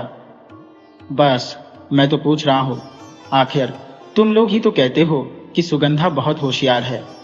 हो सकता है कि उसने इस बार अपनी चालाकी का गलत इस्तेमाल किया हो। गांव वालों के मन में संदेह उठने लगा। कुछ ने फुसफुसाना शुरू कर दिया। हर बार सेठ से जीतती आई है, हो सकता है कि उसने उसे हराने के लिए चोरी कर ली हो। अब रामू और सुगंधा अकेले पड़ रहे थे। सेठ की चाल काम कर रही थी। सुगंधा समझ गई थी कि अगर उसने जल्द कुछ नहीं किया तो पूरा गांव उसके खिलाफ हो जाएगा। सुगंधा ने शांत होकर कहा, सेठ जी, आपने कहा कि आपकी तिजोरी टूटी हुई पाई गई, लेकिन क्या आपने किसी को सिक्के चुराते देखा? सेठ ने झेंपते हुए कहा, नहीं, पर कोई और तरीका नहीं है जिससे सिक्के गायब हो सकते। सुगंधा मुस्कुराई, तो आप मान रही हैं कि किसी ने आपकी तिजोरी खोली और सिक्के ले गया? सेठ बोला, बिल्कुल। सुगंधा ने तुरंत कहा, तो फिर बताइए। हवेली का मुख्य दरवाजा रात भर बंद था। अगर कोई बाहर से चोरी करता तो तिजोरी तक पहुंच ही नहीं सकता था। इसका मतलब है कि चोर घर के अंदर ही कोई था। गांव वाले चौंक गए। ये बात किसी ने सोची ही नहीं थी। सेठ हड़बड़ा गया, ये क्या बकवास है? सुगंधा ने आगे कहा, सेठ जी, मैं कहती हूं कि गांव के सभी लोग मिलकर हवेली की तलाशी लें। अगर चोरी के सिक्के मिल जाए तो सच अपने आप सामने आ जाएगा। गांव वालों ने यह प्रस्ताव स्वीकार कर लिया। अब सेठ के चेहरे का रंग उड़ने लगा। गांव वालों ने हवेली की तलाशी लेनी शुरू की। पहले नौकरों के कमरे देखे गए, लेकिन वहां कुछ नहीं मिला। फिर गोदामों की बारी आई, लेकिन वहां भी चोरी के सिक्के नहीं थे। तभी सुगंधा ने कहा, सेठ जी, क्या हम आपकी अलमारी की भी तलाशी ले सकते हैं? सेठ की आंखें चौड़ी हो गईं। मेरी अलमारी क्यों? सुगंधा ने दृढ़ता से कहा, क्योंकि आप ही सबसे ज्यादा शोर मचा रहे थे, और कभी कभी चोर शोर मचाकर दूसरों पर इल्जाम लगाता है। गांव वालों को अब शक होने लगा था। कुछ लोगों ने कहा, हाँ सेठ जी, अगर आप निर्दोष हैं तो अलमारी की तलाशी देने में क्या परेशानी? सेठ पसीने पसीने हो गया। आखिरकार दबाव में आकर उसने अलमारी खोली और वहां चोरी किए गए सिक्के रखे थे। गांव वालों की आंखें आश्चर्य से फैल गईं। एक बुजुर्ग बोला, सेठ जी, ये क्या है? सेठ कुछ कह नहीं पाया। वह बुरी तरह फंस चुका था। अब गांव वालों को समझ आ गया कि सेठ ने खुद ही चोरी का नाटक किया था ताकि सुगंधा को बदनाम किया जा सके। गांव वालों ने सेठ को खूब फटकार लगाई और उसके खिलाफ पंचायत बुलाने का फैसला किया। रामू खुशी से बोला, देखा सुगंधा, तुम्हारी सादगी फिर से जीत गई। सुगंधा ने मुस्कुराकर कहा, हाँ रामू, चालाकी और धूर्तता ज्यादा दिन नहीं टिकती, लेकिन ईमानदारी हमेशा जीतती है। अब गांव के लोग सेठ के खिलाफ एकजुट हो चुके थे और सुगंधा की साख पहले से भी ज्यादा बढ़ गई थी। लेकिन सेठ अभी भी हार मानने को तैयार नहीं था। उसने कसम खाई कि वह फिर से सुगंधा के लिए कोई नई मुसीबत खड़ी करेगा। सेठ धर्मदास की तिजोरी चोरी का नाटक गांव वालों के सामने खुल चुका था। उसकी इज्जत मिट्टी में मिल गई थी। सुगंधा की ईमानदारी और चतुराई ने उसे हरा दिया था। लेकिन सेठ इतनी आसानी से हार मानने वालों में नहीं था। उसने मन ही मन सोचा, अगर मैं सुगंधा को सीधी टक्कर नहीं दे सकता तो क्यों ना उसे वहां हराऊं जहां उसे सबसे ज्यादा दर्द होगा। सेठ की चालें अब व्यक्तिगत हो चुकी थी। उसे सुगंधा से बदला लेना ही था। अगले दिन सेठ ने अपने नौकरों को बुलाया और गरजते हुए कहा, सुनो, आज से रामू इस हवेली में काम नहीं करेगा। नौकर हैरान रह गए। एक ने हिम्मत करके पूछा, सेठ जी, पर रामू ने क्या गलती की? सेठ ने गुस्से में कहा, गलती? उसकी बीवी हर बार मेरी नाक कटवा देती है। जब तक रामू यहां रहेगा सुगंधा मुझे नीचा दिखाती रहेगी। अब रामू की कोई जरूरत नहीं। जो कोई भी उससे मेलजोल रखेगा वह भी नौकरी से हाथ धो बैठेगा। ये सुनकर सभी नौकर डर गए। किसी की हिम्मत नहीं हुई कि सेठ का विरोध करे। रामू भारी मन से घर लौटा। सुगंधा दरवाजे पर उसका इंतजार कर रही थी।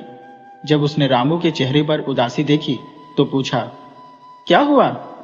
रामू ने सिर झुका लिया। सेठ ने मुझे काम से निकाल दिया है। सुगंधा समझ गई कि यह सेठ की एक और चाल है। उसे भूखा रखकर तोड़ने की कोशिश की जा रही थी।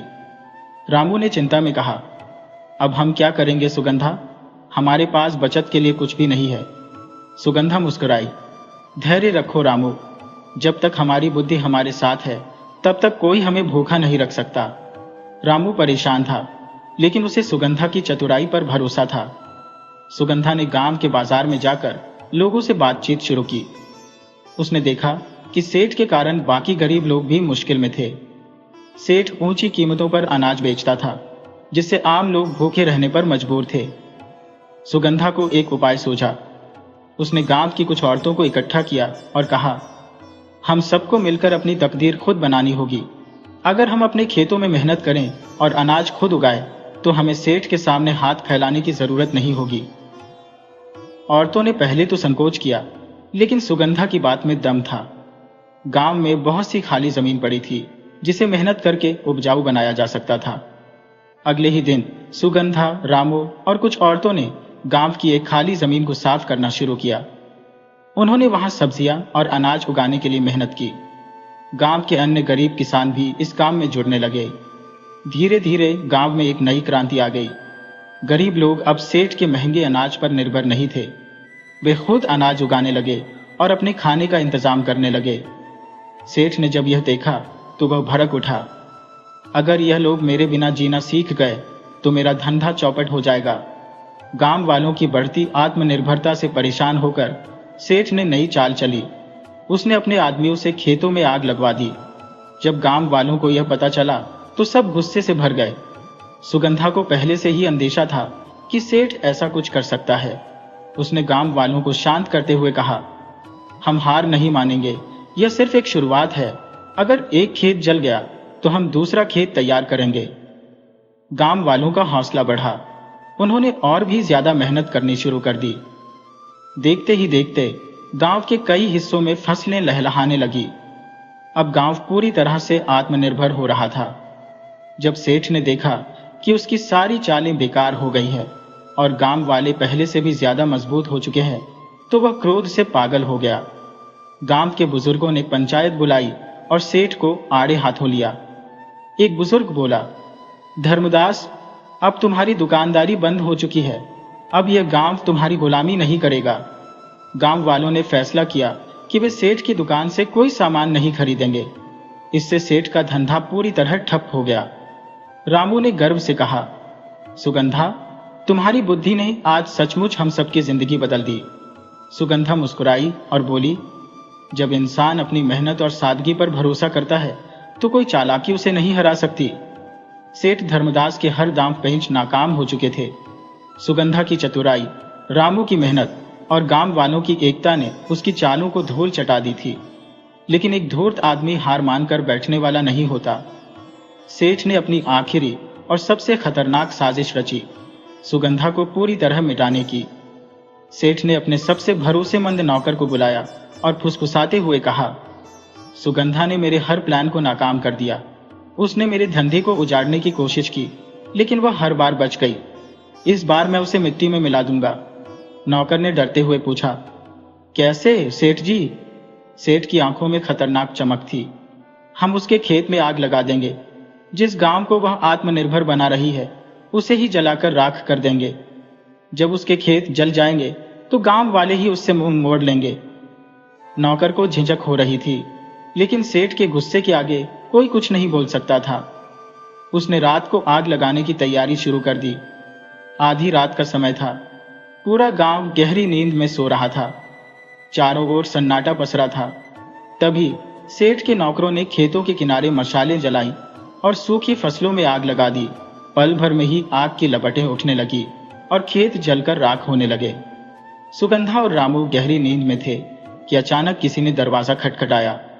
सुगंधा, रामू, जल्दी बाहर आओ, खेतों में आग लग गई है।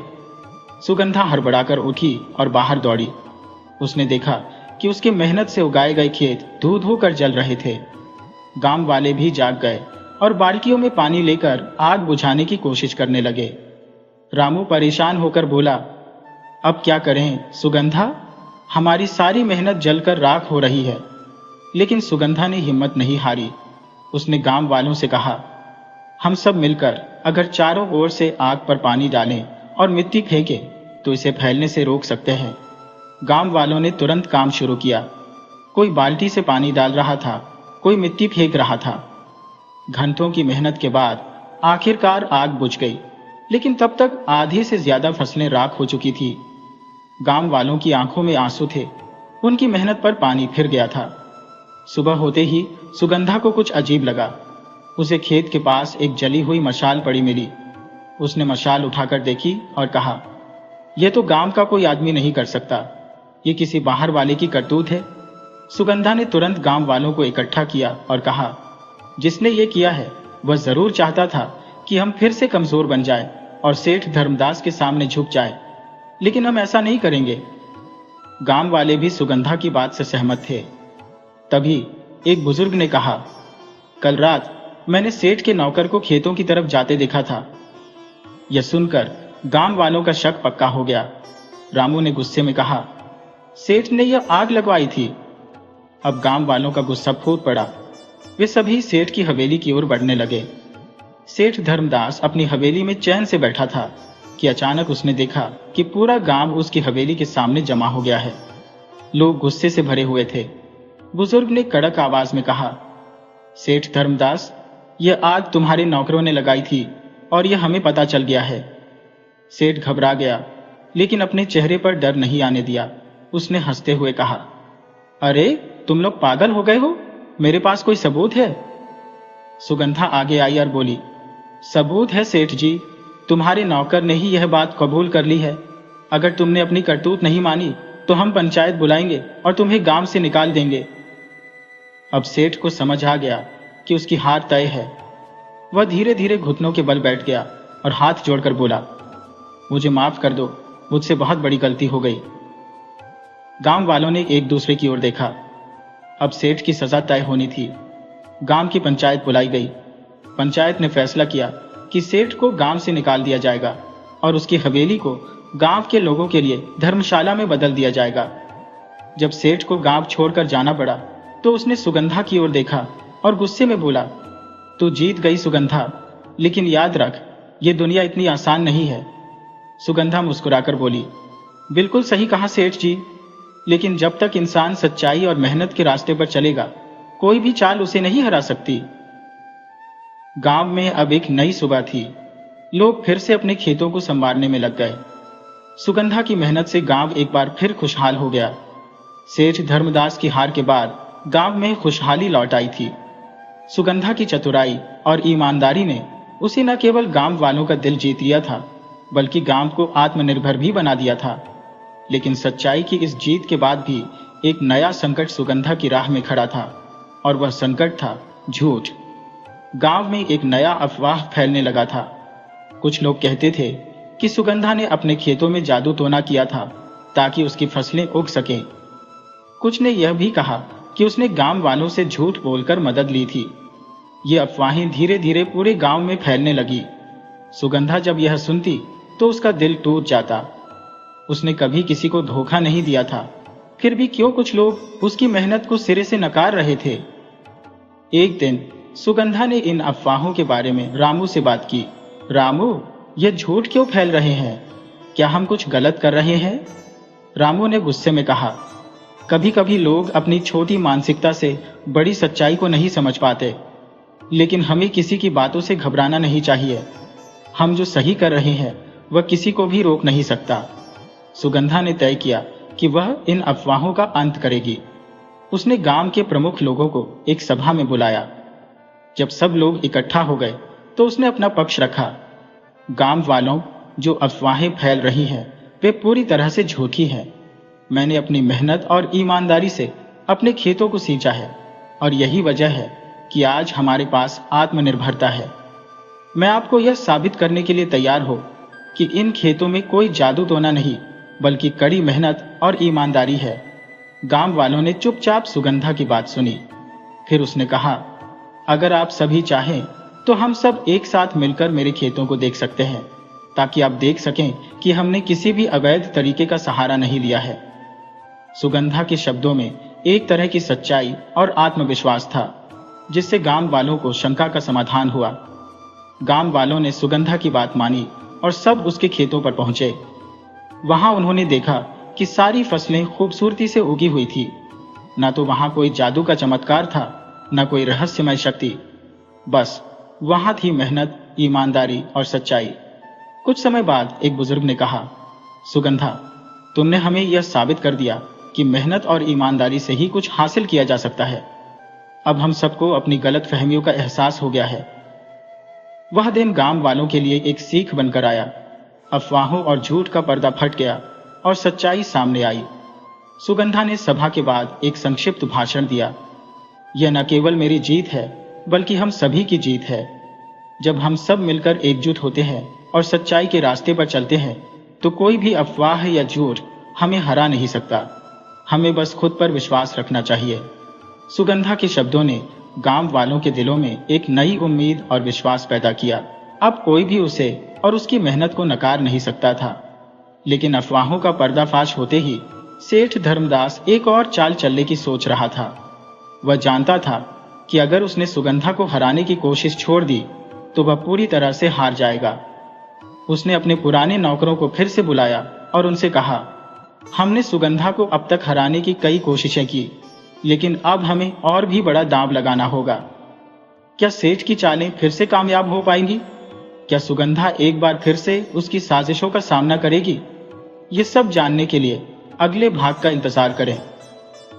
गांव में अफवाहों का पर्दा उठने के बाद अब सब शांत थे, लेकिन सेठ धर्मदास के दिल में एक खोट अब भी था। वह जानता था कि अगर उसने सुगंधा को पूरी तरह से हराया नहीं तो उसकी धंधे की दुनिया खत्म हो जाएगी। एक बार फिर से उसने अपनी साजिशों की तैयारी की और पूरी तरह से खुद को मिटाने की राह चुनी।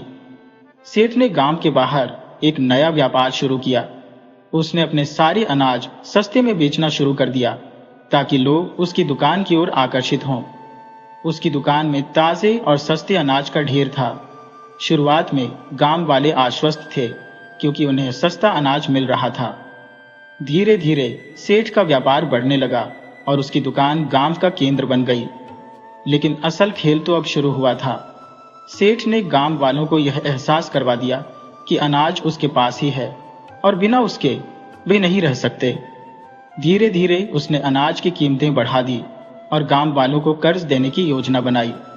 गांव वालों को पता नहीं चला, लेकिन एक एक करके वे उसके कर्ज में डूबते जा रहे थे। अब वे अपनी मेहनत से उगाई गई फसलें बेचने की बजाय सेठ से उधार लेने लगे थे। सुगंधा को यह सब पता चला। उसे समझ में आ गया कि सेठ ने अब गांव वालों को कर्ज के जाल में फंसा लिया है। सेठ की सस्ती रोटियां अब गांव वालों की उम्मीदों का कारण बन चुकी थी, लेकिन असल में यह एक धोखा था। सुगंधा ने गांव वालों से कहा, अगर हम सब मिलकर सोचें और काम करें तो हमें सेठ की इस चाल का सामना करना होगा। हमें कर्ज के जाल में नहीं फंसना है। सुगंधा ने एक योजना बनाई। उसने गांव वालों को एकजुट किया और अपने खेतों से ताजे अनाज की खेप तैयार की। फिर उसने अनाज को गांव के बीच एक छोटे से बाजार में सस्ते दामों पर बेचना शुरू किया। सुगंधा की योजना सफल रही। गांव वालों ने देखा कि उन्हें अब अपने खेतों की उपज से ही ताजे और सस्ते अनाज मिल रहे थे, बिना सेठ के कर्ज के। धीरे धीरे गांव वालों ने सेठ की दुकान से सामान खरीदना बंद कर दिया। सेठ धर्मदास को जब यह बात पता चली तो उसकी आंखों में गुस्सा और घबराहट थी। उसने सोचा, अगर गांव वालों को यह आदत लग गई तो मेरा धंधा खत्म हो जाएगा। उसने फिर से अपनी चालों को अपनाने की कोशिश की, लेकिन अब सुगंधा की ताकत और गांव वालों की एकता से वह हार चुका था। अंततः सेठ की दुकानें बंद हो गईं और उसे गांव छोड़ने पर मजबूर होना पड़ा। गांव में फिर से खुशहाली लौट आई थी। सुगंधा की मेहनत और बुद्धि ने गांव वालों को एक बार फिर से आत्मनिर्भर बना दिया था। वे अब किसी पर निर्भर नहीं थे। उनके पास अब अपनी मेहनत से उगाई गई फसलें थी और वे खुशहाल थे। सुगंधा को पंचायत से एक विशेष सम्मान मिला, जिसमें उसकी ईमानदारी और बुद्धिमानी की सराहना की गई। गांव वालों ने कहा, सुगंधा, तुमने हमें सिखाया कि कोई भी संकट, चाहे वह कितना भी बड़ा क्यों ना हो, अगर हम एकजुट होकर काम करें तो उसे हराया जा सकता है। सुगंधा ने मुस्कुराते हुए कहा, यह हमारी सबकी जीत है, क्योंकि जब हम सच्चाई और मेहनत के साथ काम करते हैं तो कोई भी कठिनाई हमारे रास्ते में नहीं आ सकती। गांव में अब सब कुछ शांतिपूर्ण था। सुगंधा ने गांव वालों को वह सिखाया था जो कोई किताब नहीं सिखा सकती थी। सच्चाई, मेहनत और एकता की ताकत। ये कहानी सिर्फ एक गांव की नहीं, बल्कि हर उस इंसान की है जो अपने संघर्षों से लड़ते हुए अपने सपनों को साकार करता है। और सबसे बड़ी बात, झूठ चाहे जितनी बार उठे, सच्चाई हमेशा विजयी होती है। अब सुगंधा और गांव वालों की जिंदगी में शांति है। ये कहानी हमें यह सिखाती है कि सच्चाई, मेहनत और एकता से हम किसी भी मुश्किल का सामना कर सकते हैं।